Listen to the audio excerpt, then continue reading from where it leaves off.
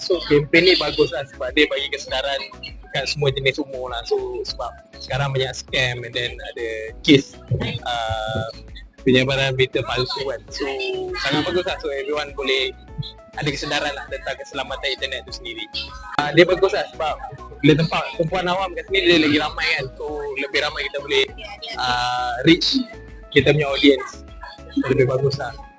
Saya dapat lebih banyak ilmu tentang penggunaan internet secara selamat, pendedahan kepada orang ramai untuk lebih aware dengan penggunaan internet, terutamanya kepada kanak-kanak untuk jangan expose sebarang gambar di media sosial.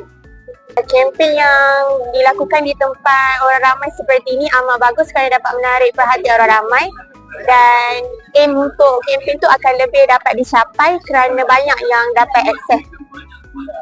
Bila kita datang kempen ni, kita dapat tahu mana yang macam bila kita guna internet, kita dapat tahu apa yang betul apa salah. Sebab sekarang kan bila kita guna internet, ada orang salah guna.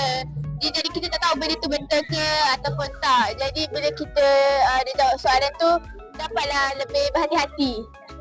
Macam kalau sekarang kan buka kat bazar kan, jadi orang ramai akan datang untuk beli makanan. So sambil-sambil tu dia akan singgah sebab dia akan nampak macam booth ni tak selalu ada. Jadi menarik perhatian orang lah.